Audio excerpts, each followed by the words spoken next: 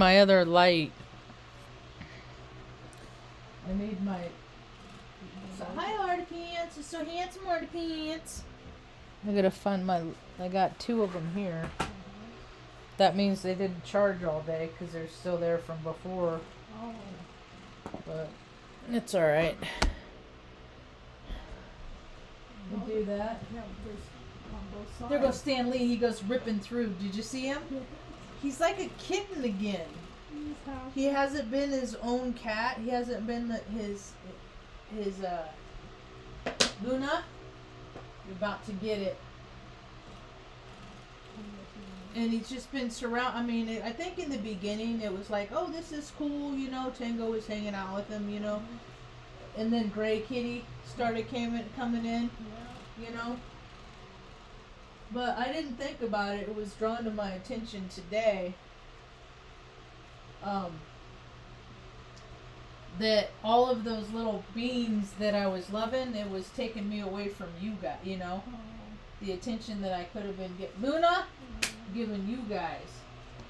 And then, you know,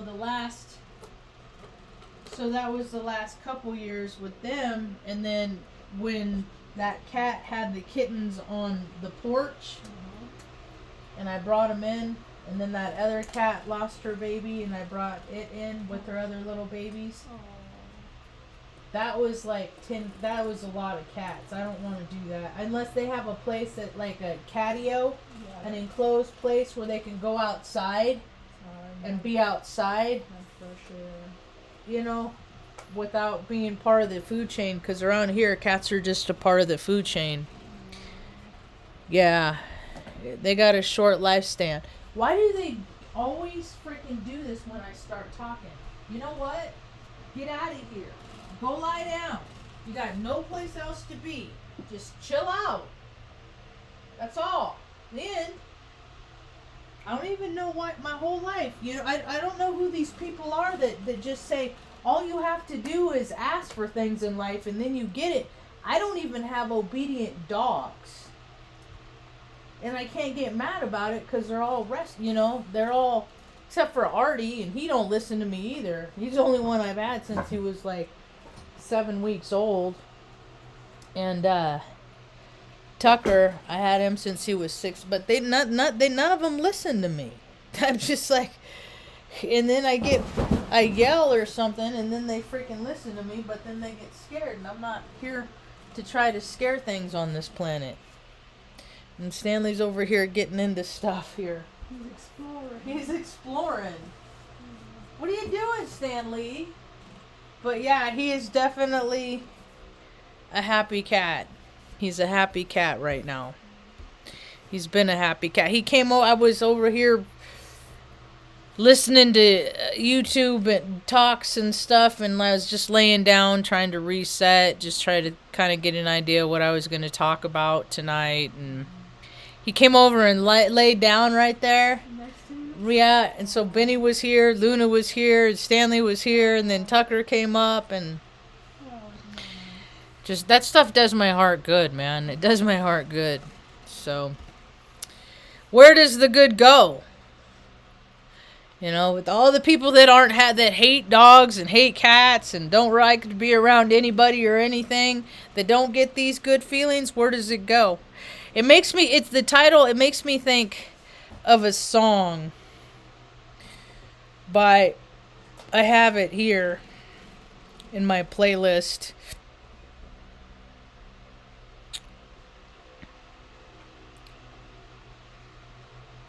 Where does the good go? Where does the good go? I was going to change the title to Where Does All the Good Go, so it wouldn't be exactly like this. But it's a song by Tegan and Sarah, and I saw them tour this album at a place called Soco Hall in Omaha, and I saw with Libby, and it was such a small venue, right?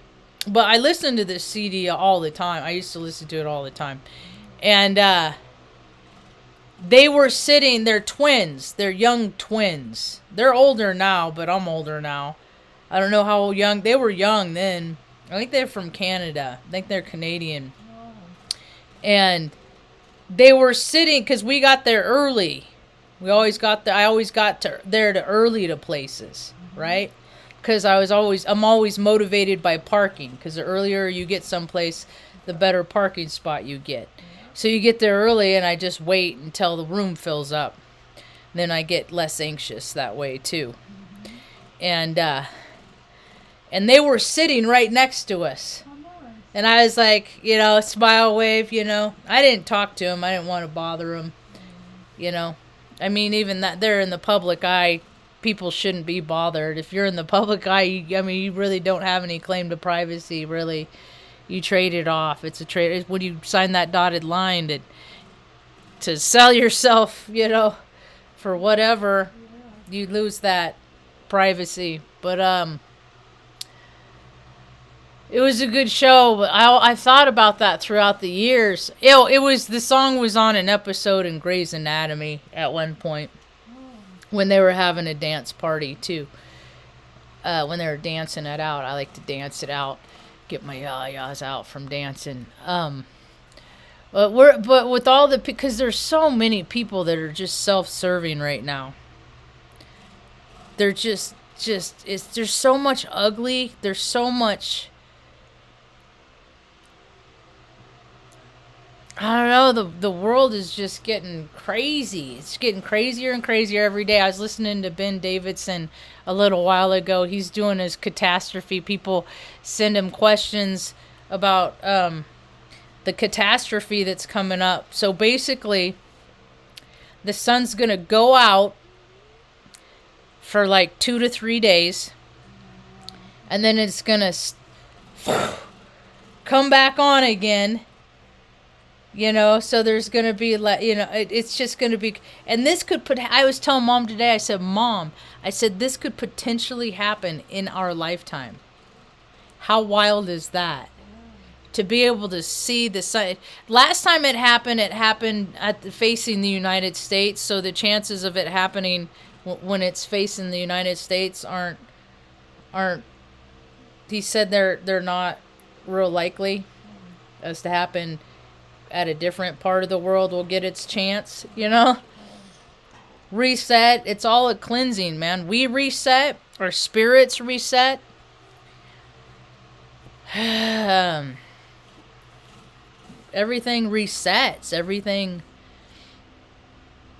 has a Control-Alt-Delete, And it's what you do with it. What do you do with all the stuff you got? My friend sent me a video today. And it was like one of the hurricanes. I think maybe it was Ian or something like that. I don't remember. Whichever one was in 2017, I guess. And then they had all of these famous people that were doing like a telethon to raise all these, And then they were on the video. It would have a famous person like, donate to this cause, and then it showed them 380, their worth 382 million. All these people are worth all these millions of dollars. Nobody should be going without anything ever, anywhere. But there's a game. There's a game that people play for people's souls and their spirit. And they trade the goodness. They trade the charity. They trade the good deed. On the grand scale, they trade it for the deal. It becomes the art of the deal. And it becomes something that could be genuine and true. And it's turned into something that is false. And as I see it right now, the planet is more false than it is true. And the only way that is going to shift is if people individually come into their own version of truth. And I don't see a whole lot of people throwing away their wealth to become better people. And their wealth hasn't made them better people. So, I mean, things can change on a dime. Every day, things can change on a dime, The polls don't have to flip, per se, for somebody's world to get turned upside down. And right before I started this talk, I have one playlist, and then I just like listen to shuffle, but shuffle is never random. It's stupid. But my sister's, who, Jessica, she died September 23rd this year, and her favorite song came on, and I was just kind of bebopping through this day, and then all of a sudden her song comes on, and I'm like, oh yeah, she's gone.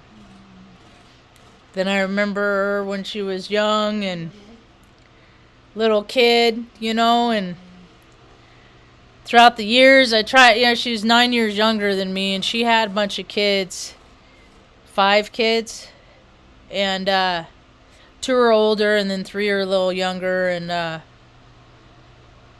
but it was funny because we didn't grow up around each other, and I didn't see her very often, but we had a lot of commonalities. We had a lot. I was a mechanic in the Air Force, and she worked at like she worked as a mechanic someplace. Oh, really? Yeah. And it's funny because she's the same astrological sign as Jerry, but it's like she and I had more in common, kind of thing. But she's gone now, and she was only 39 years old, and she's gonna be a constant reminder to me. Yeah, Ma, she died. A constant reminder to me of why I make the choices to live, why I make the choices I make to live, so I don't end up like her. Because that's my natural. That's my go-to. I get taken advantage of a lot. Because I think people just say things and do things and just to see what I'm going to do. But the older I get, I find I just keep my mouth closed, and then I just stop knowing them. And then I don't have to worry about it. People like to see what I'm going to do a lot. They like to provoke me. Yeah, always have. All kinds of people. I got story after story about people provoking me. And I don't know, maybe I'm drawn to it because that's how my brother was. You got your brothers that picked on you and stuff like that, and then they came through for you in a crunch. I didn't have one of those. I just had one of those that picked on me, ridiculed me, criticized me, and ostracized me. Because that's what he just learned to treat me that way from seeing how my parents treated me. So I get taken advantage of a lot, but it only happens like one time each. It just happens with a lot of people, I think. But I'm not going to stop.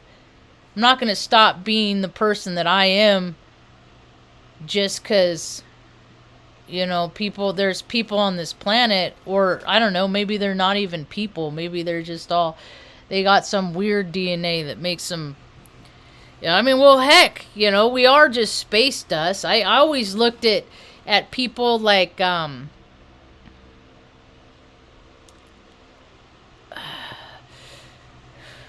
like a laser of light comes from the sun, right? And conditions are right in an ecosystem, and then like growth spouts. There's like minerals or something from thousands of years ago. There's like some small eruption. There's gases, whatever it happens to make conditions just right, and then boom, new species, right? From light. And I kind of see that, like as that's kind of how people are, right? Like you have their nationalities, but then these nationalities derive from different places in the solar system. So kind of thing. Like a lot of the, That's just kind of how I always looked at it. That we're not everybody is from around here. And it's kind of just like an alien ant farm, you know? I never thought that we were the only people in this whole entire universe. No, I always thought it was more like how we saw it on Star Wars in the bar and stuff like that, and Men in Black. How, you know, those people that have the eyes to see, you know. And I mean, I've seen shapeshifters. I've seen people shift. You know, I've seen it, and a lot of stuff that people just, oh no, that's not real. That's not real, because they don't have the capacity to live on a planet where that stuff is real and true. So they keep their world real small and safe by just saying things like, that's not real, that's not true. Right? I think about that. I was telling this guy the other day, I said, my whole life is based on things that people say. That doesn't happen. You know, supposedly the whole planet's supposed to start going through a healing process and stuff like that. Well, how is that going to happen if the people that the terrible things happen to keep just getting ignored? Yeah, you know what I mean? By the people, those love and lighters, and how many of those people in Sedona, like, they would never sit down and have a conversation with me, cause you know, I don't know. I was going to say I'm represent the product of what happens. You know, I mean, people can still have a good life by being touched so blatantly by the shadow and darkness from the seediest sides of society as a baby, not as an adult. But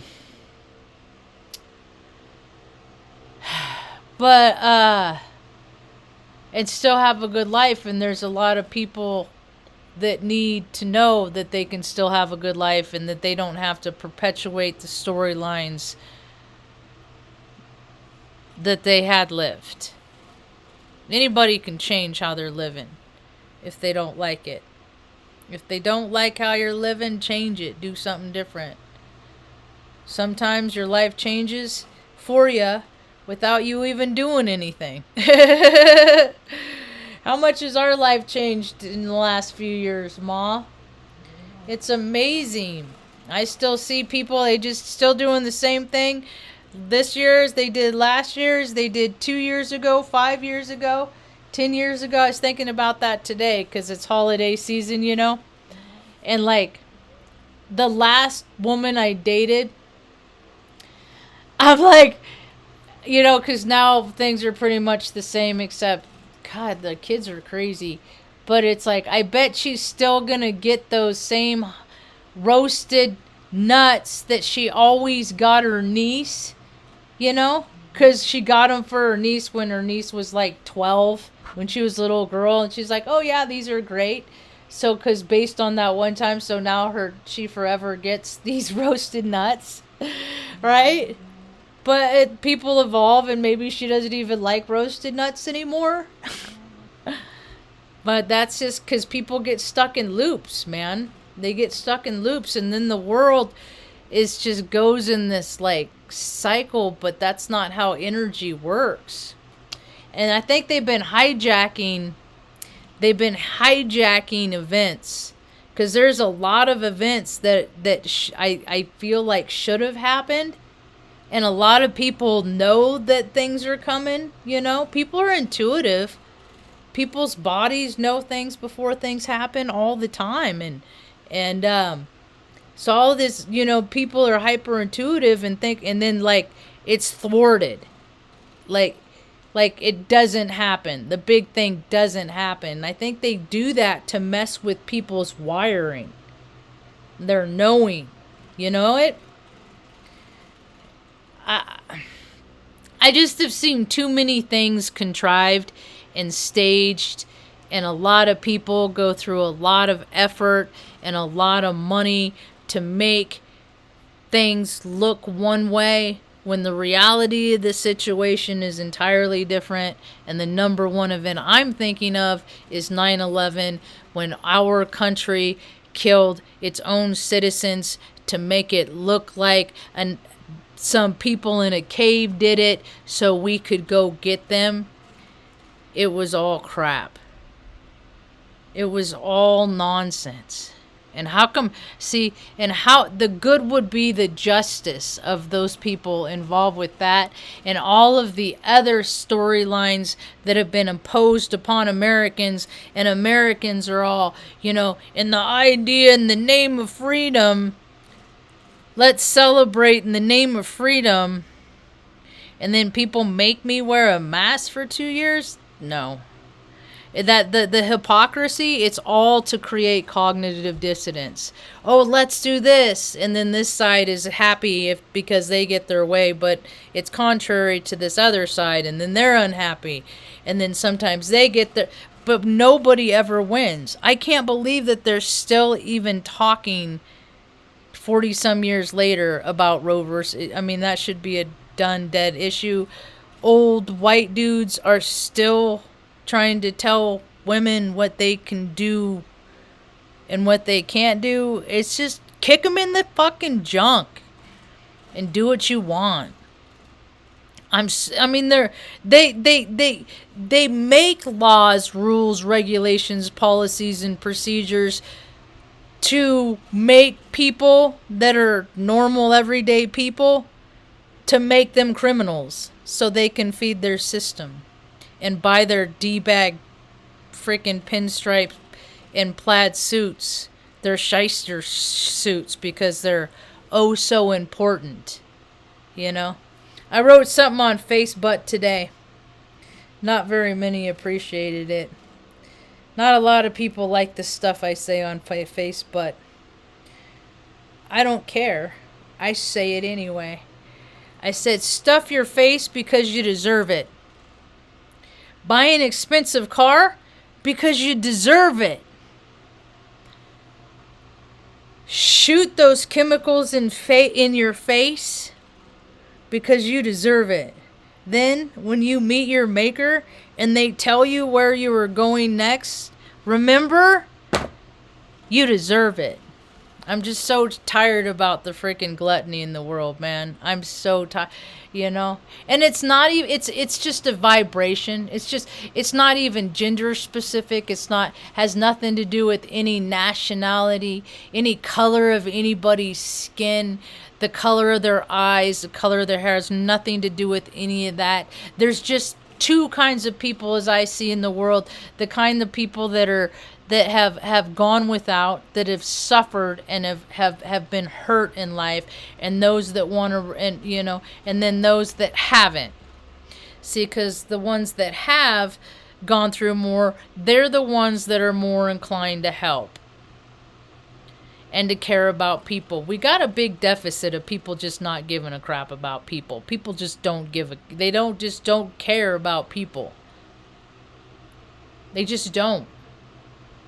And it needs to shift, or I don't know, I guess it doesn't need to shift. It doesn't need to shift because the world takes care of itself, and the world shifts, and then, I mean, how many times have I seen that in my life? How many times has it happened to me is that I've had a bad attitude, and then something huge happens in my life, and then it adjusts my attitude. So, whether it happens in this lifetime or the next, people get it. People either grow more in spirit or more in ego. That's the only two places you can go.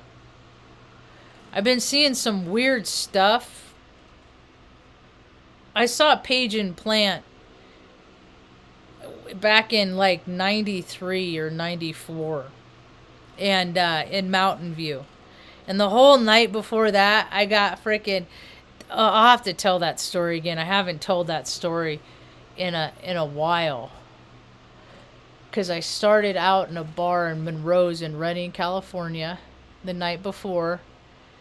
And I remember this girl talking to me, asking me questions about her friend.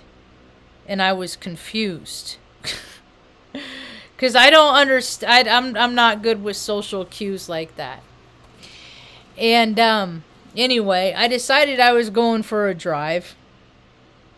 And I drove up. I took off from Monroe's, which is in downtown Reading. And then I drove up. I was going to go do this roundabout, depending on how good I was feeling. You know, how tired I was and all that. And so I was going to go from Reading to Boerne to Mount Shasta back down to Reading. It's like a 80, 90 mile drive. Well, I start taking off, and I didn't look at my gas gauge. And I run out of gas out someplace outside of Boerne on Highway 89. And it's like 1:30, 2 o'clock in the morning, and it was fall, so it was getting cold, it was getting chilly, and I had shorts on, like a t-shirt, and I had my leather jacket, and run out of gas, and I was like, okay, Marge, what'd you get yourself into now? This is before cell phones. This is 1996. They didn't have no cell phones. So, a car came along, and as far as I'm concerned, it could have been an alien. And it was the I never felt unsafe. But the guy said, you can come in, you know, feel free to come in. You know, I got 2 kids in the back seat. I'm not 100% convinced that what was in the back seat were children. Because, I mean, where I was, it was so pitch black that I saw the headlights of the vehicle and stuff, but I could not see anything in the van. Right? And Mount Shasta, there's a lot of mythical inner earth. There's alien stuff. There's all kinds of stuff, not dimension stuff, you know. And I have always had the eyes to see. That's why I've seen so many wild things, because I've been open and receptive, because I know the full gamut of what this life has to offer. And so they gave me a ride from outside Boerne to Mount Shasta. Now, mind you, I had been drinking a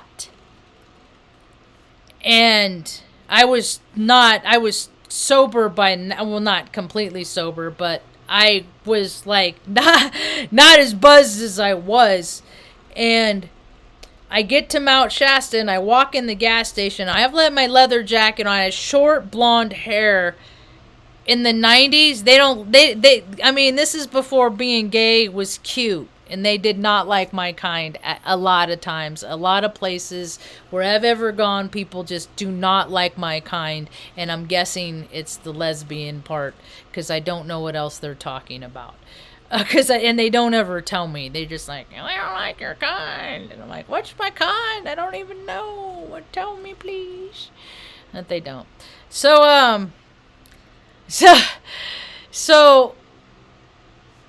I go in the gas station. There's like an AM PM. It was busy. It was busy. And I walk in. I'm like, where's the gas can? They're like, we don't have any. We don't have any.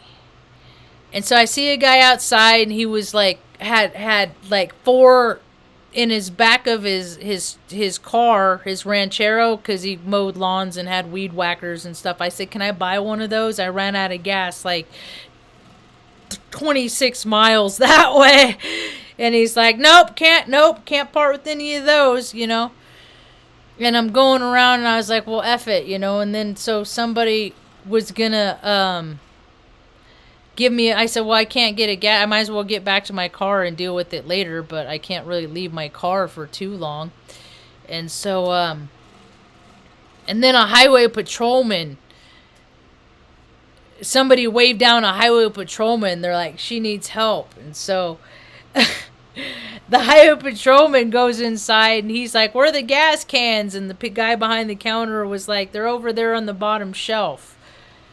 And, so he directed me to one, so I bought a gas can, I filled it up, and he proceeds to take me back to my car, and I'm like trying to crack the window and like, breathe out the window and stuff. So he didn't care. I mean, he didn't care.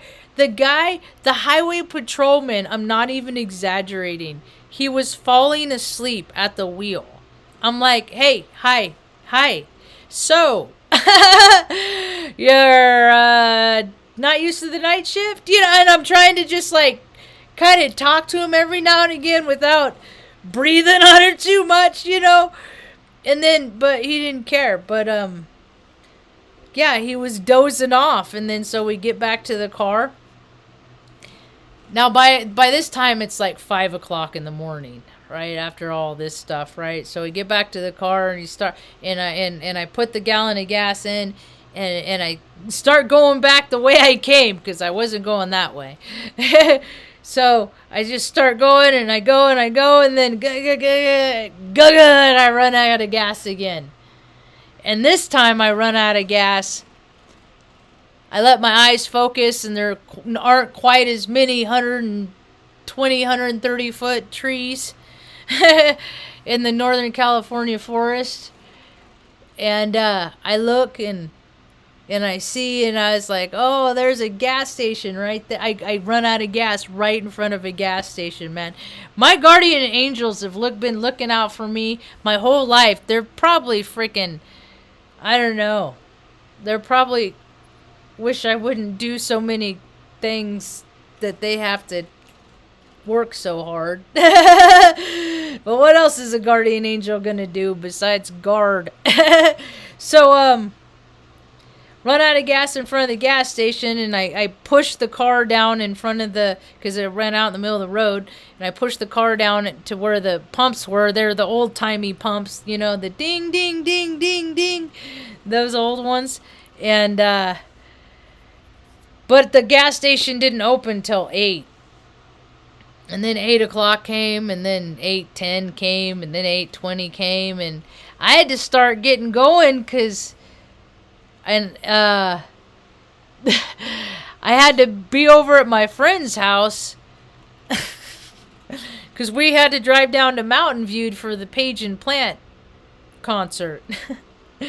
So finally, down the way a little bit, I see somebody get out or walk out of their residence and then get in their car and then drive up the road, and then they pull up, and they're the ones that worked at the gas station. So they opened it up. I gave them the last $7 in my pocket and went on my way to meet my friend. And then as soon as I got there, she started. The whole trip was just like this crazy blur from that, and then driving down there, seeing the show, and Blind Melon opened up for him, and we were listening to No Rain as we were walking up, because we got there, and Blind Melon was the opening band. We got there late, and she had smuggled in a pint of peppermint schnapps. And she took that out, and she took like a pull off of it. I took a pull off of it, handed it back to her, and then somebody from nowhere, I don't even know, they saw it, I don't know, because there are people all around us, but they just came out and then grabbed it because it was in a glass bottle and took that away. And then after the show, we went into San Francisco for a pint at this really cool bar that probably doesn't even exist anymore. I've had a lot of cool times, weird times, warehouse parties, stuff like that in San Francisco. A lot of life, a lot of full spectrum life. And went and had a pint, and then we left, and I fell asleep. She was laughing at me the next day because we woke up and she had stopped at a rest stop, and we were in a 74 Datsun, this little square car, you know, and and she didn't have a radio, she had a boombox, and I held it in my lap, and I sat there, and because I can sleep anywhere. That's one thing about having to spend 11 and 11 and a half hours on Greyhound buses at holidays, is that you learn to, if you're tired enough, you'll fall asleep anywhere under any circumstances. So she just thought it was funniest thing because she'd never seen somebody sleep sitting up like I was. But I was just so tired from the whole experience. I mean, it's just wild.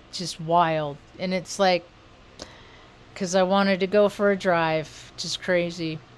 Speaking of, see, that's how I know about self-will and people just running riot with what they want to do in their life and not having regard for anybody else or their life, because that used to be me. I used to drink and drive a lot. I got my first DUI in 96, 97. And then I got my last DUI. Tomorrow, it'll be 21 years. I got a DUI on Offutt Air Force Base. And I still didn't get sober. I still didn't see that my life was out of control. I still felt like I was in complete control for another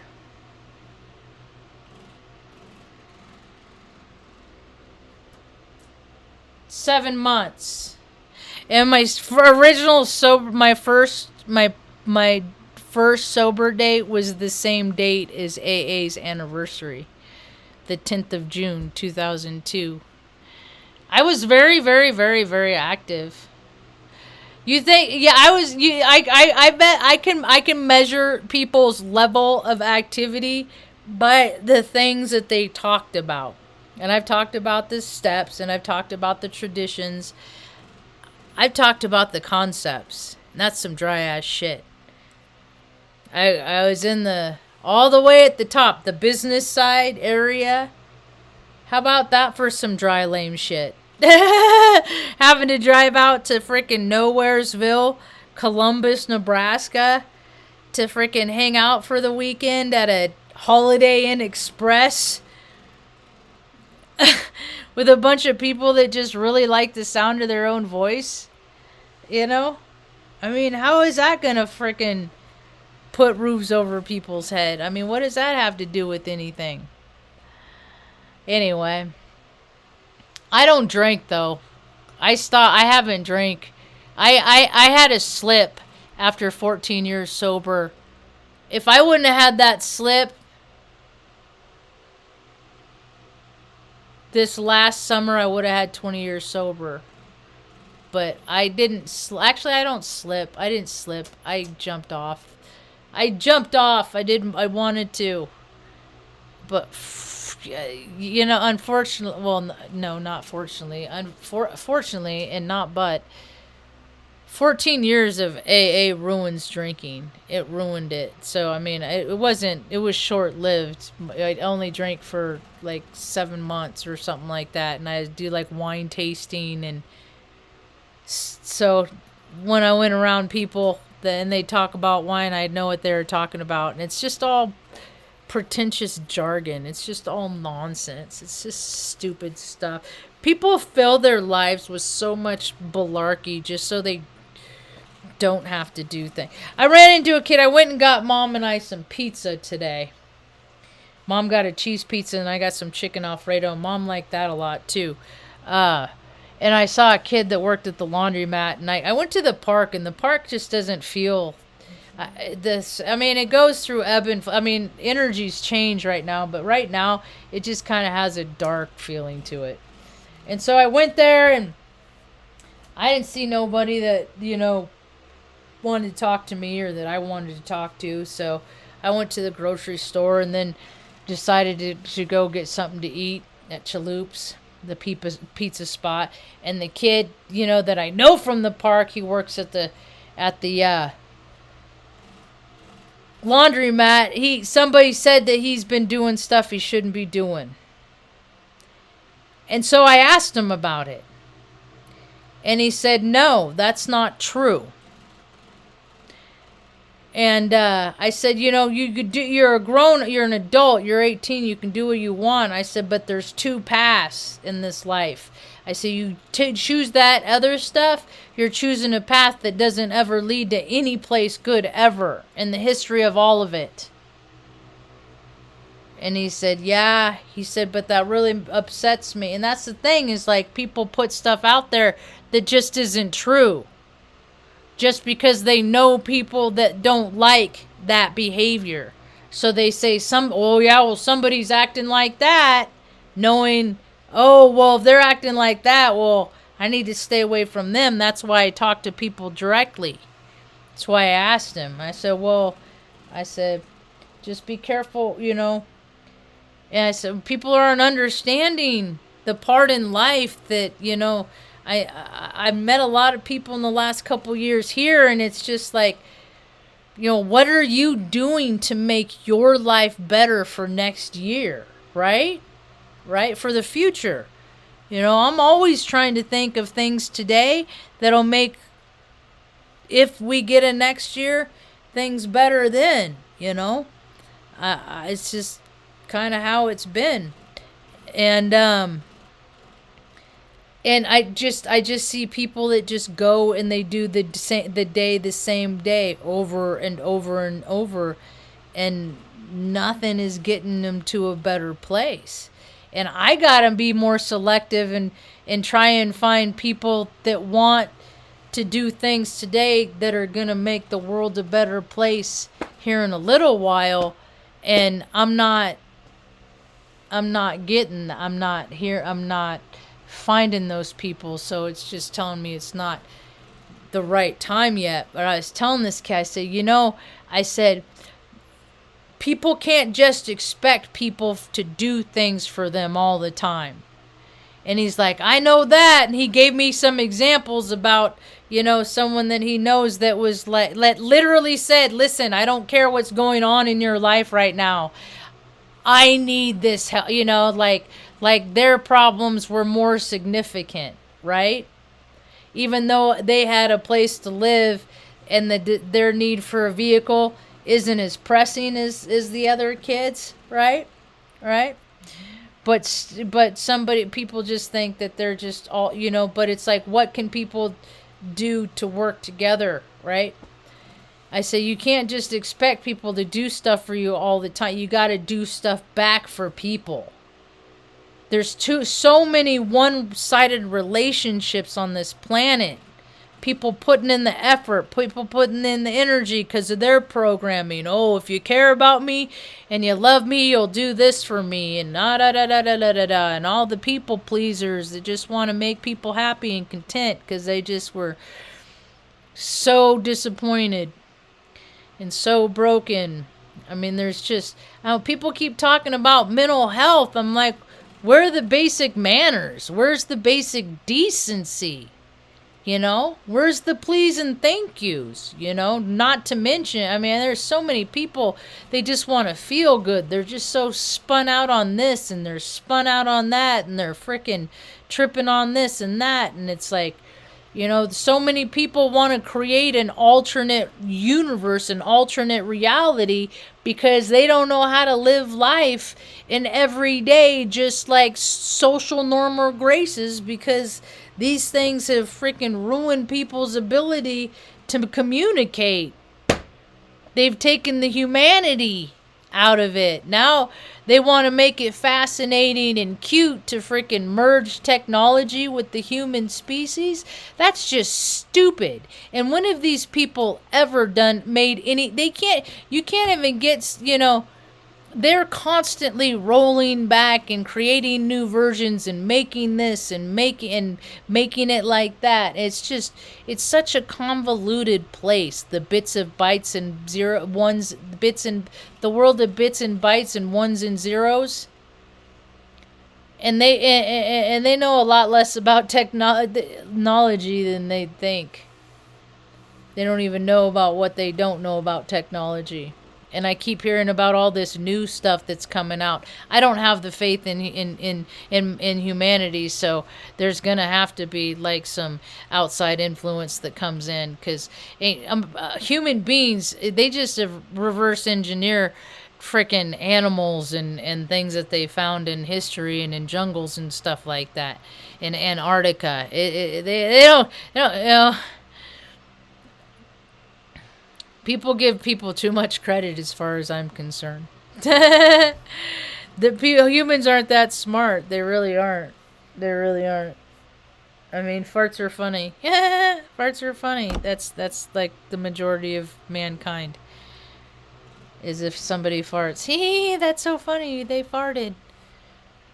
What? So, yeah, more and more people are showing about who they. A lot of people are getting in trouble, though. I did notice that there's a lot of people that are freaking getting in trouble. I don't even care about anything that happened whatever day that was. But there are people that are getting the consequences of their actions. I see Missouri and Maryland voted to legalize recreational Mary Jane. I made my first batch of cookies in the house today. They turned out pretty good. I used, if you go to the baking section, there's a new kind of they're white, they're cream cheese chips, like cream cheese frosting chips, but they kind of taste like artificial buttery popcorn to me, like the Jelly Belly flavored ones. That's what they taste like to me. And then I used, in addition to that, I also okay, that was redundant.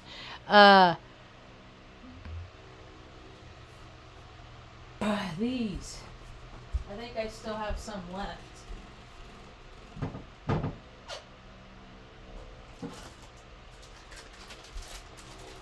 Yeah, so I use these cream cheese chips, and then these Butterfinger bits. You bake better with Butterfinger bits.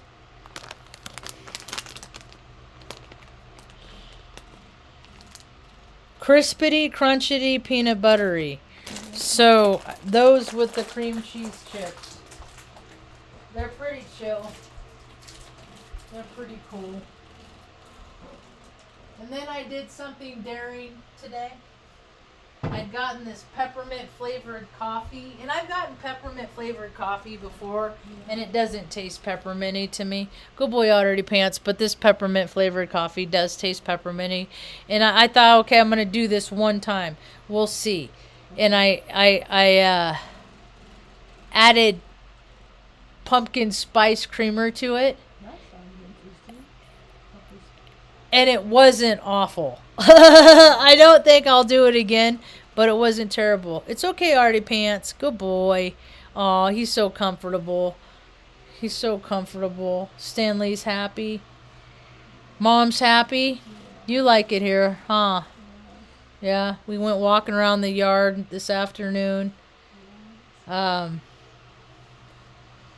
just been a quiet day. He likes looking out the window. He does. He really likes that. I just closed them all up. It's starting to get chilly. Now I'm waiting for the people that want to come visit. That's all we need next is, okay, now we're here. Now if anybody wants to come visit, it's a pretty cool place, you know. I can show people around if they like to do that skiing stuff. They're skiing right up the road, you know. It's a pretty place to see. I think they're getting closer to being done with this project. I can hear them and I can see there's a flag right here that says men work road work ahead. Yeah. And I can see trucks and stuff, but it's still around the corner, the bend a little bit. But I don't know how much of the road they're doing, because they're doing like this $11 million project to redo the John Dunn Bridge. Oh. And so then we'll go down there, Ma. Wow. We'll go down there and hang out, and because I haven't even really felt like taking pictures or anything like that. And now all of a sudden Stan Lee is like has desires to go outside again. He hasn't cared about the whole time we were in the other trailer. He never cared about going outside. You know, when we were in Oregon, he'd want to get out. He did get out a couple times. One time he got a big old gash on the side of his face. But I think he got in a cat fight. He got in a fight with another cat. And he's a lover. He's not a fighter. He's not a tough guy. He's not built like that, you know. So but he'd get out a couple times. But he'd try, but then I'd let him out, you know. I let him out so he could hang out on the grass in the backyard, but it was like, you know, kind of a fence. He didn't. Couple times he tried to jump over, and I'd be like, okay, that's it, we're done. I say, you can hang out until you hang out, but if you try to go someplace else, then we're going back in the house. And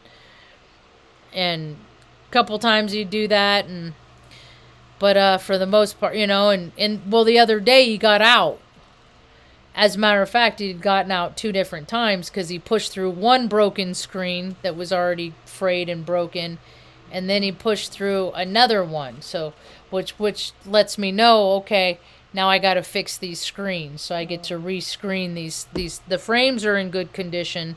I'll get the new rubber probably, and then don't turn off my internet, dude. He did this earlier. Come here, big cat. You're such a big cat. You're such a big cat.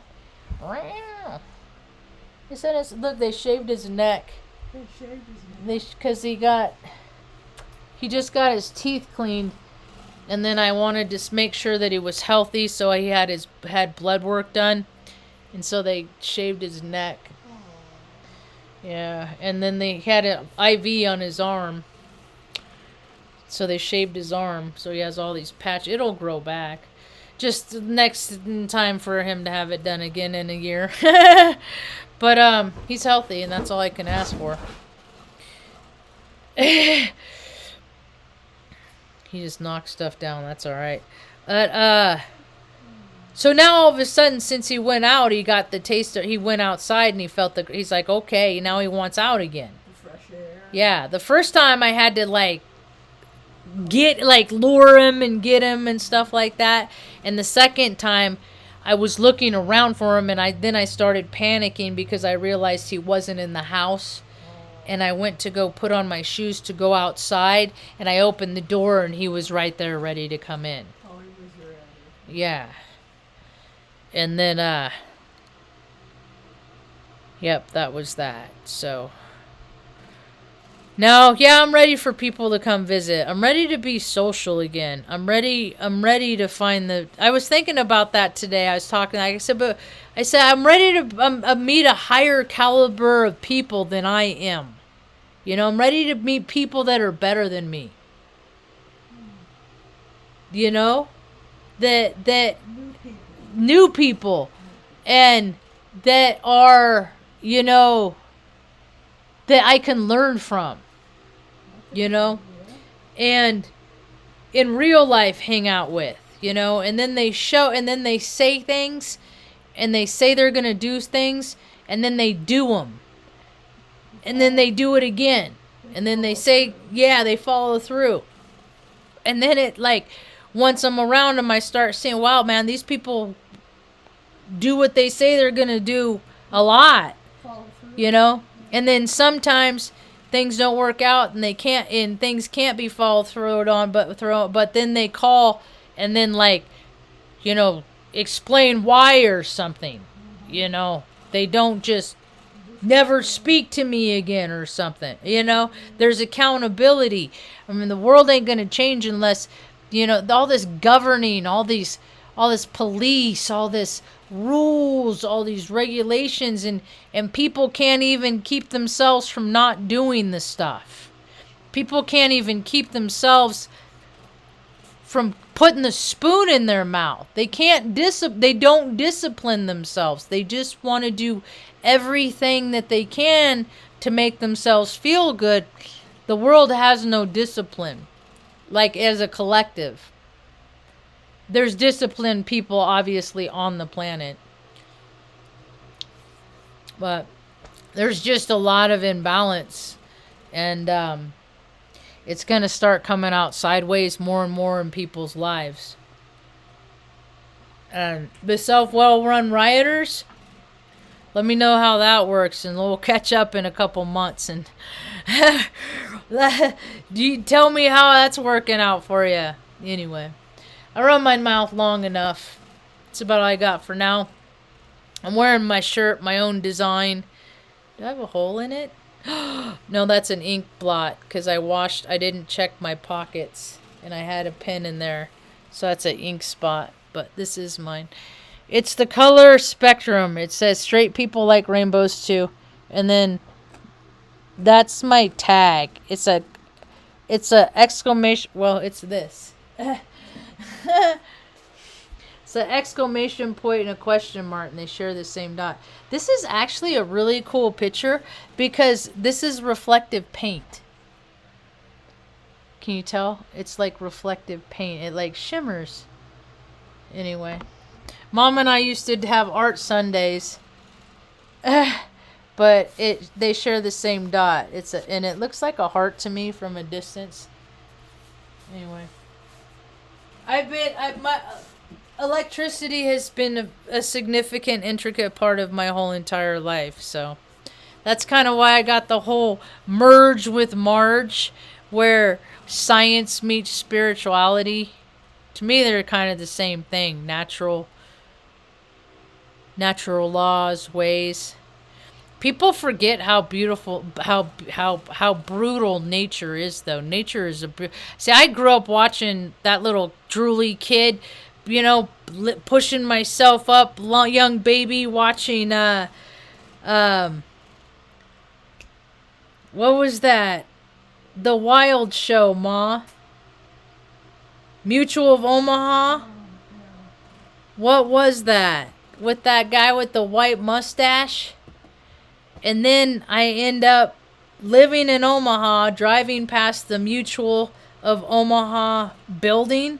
It was a big building, a big tall office building. I knew people that worked there 20, 25 years, That's all they did is sell people because they couldn't just keep costs down and affordable for healthcare. No, they had to freaking perpetuate and invent the whole freaking system of insurance and coding and all that bullshit so that the offices can have these big old skyscrapers and these people can live these lavish, really good lifestyles on other people's pain and suffering.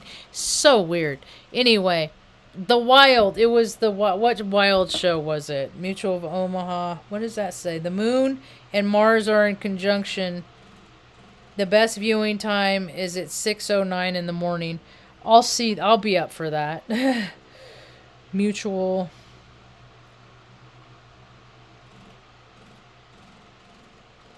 Wild Kingdom. Wild Kingdom, that's what it was. And,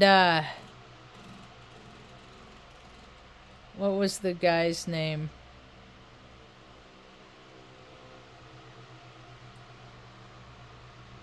Marlon Perkins was the narrator. Yeah, it was on in 1963 until 1988.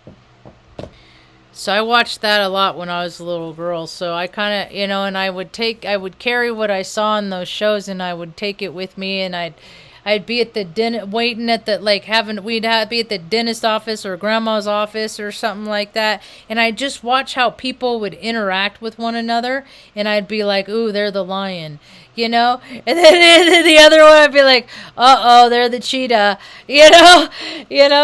And I always, so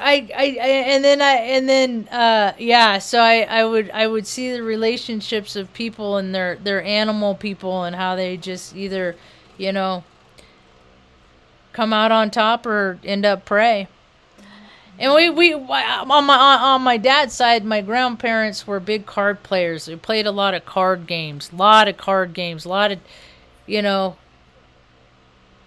God, for hours, so many. And because we just play cards and nobody'd ever talk. But we'd play cards and we'd have like chit chat here and there. But mostly nobody would talk to each other. You just play the card game, right? And I get yelled at a lot. I get yelled at more than anybody should for playing their hand the way that they want to play. But see, I've always been drawn to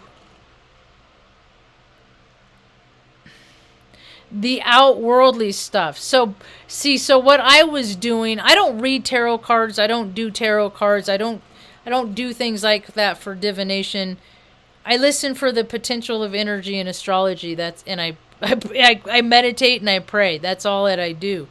I'm not into divination and cheating. That cheater stuff is what I look at it as. And I ain't gonna slit the throat of a goat to freaking find out, if I'm gonna get my way somehow. And I ain't a believer. I'm not a believer in messing with people's free will. And like love spells and all that crap. Just no. If they don't like you, they don't like you. You can't freaking, it's cheater stuff. So, when I was a little girl, I've always been drawn to this stuff, and we'd play cards. And after I'd lose the hand, I'd put my cards down, and then they'd yell like, well, why didn't you play this? And why didn't you do that? Well, I kept my cards together in my hand based on the relationship that the numbers were having.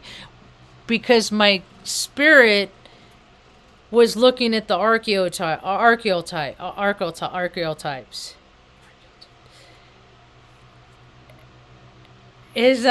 don't know. I just always thought that was funny.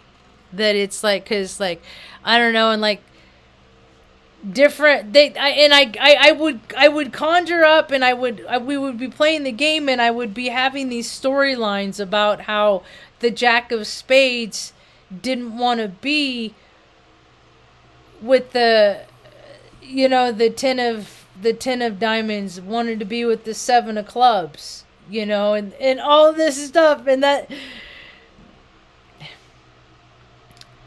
if it wasn't for my imagination, life would have been really lonely for me, I think. But I always have this really vivid imagination, I remember writing a story. I was young. I was probably 11 or 12, and there were portals in the trees. Like, I would walk under a weeping willow, or walk, like, because it's like a cave kind of thing. When they're all, and I could walk into, and then I could come out in a different place where another weeping willow was.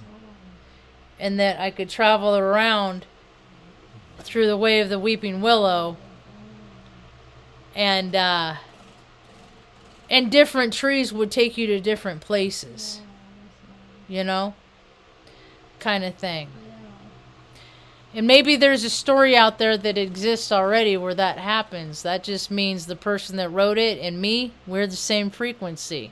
We're tuned into the same stuff. And some people, especially if you had a lot of trauma, and especially if you've healed that trauma, and especially if you've been electrocuted, you want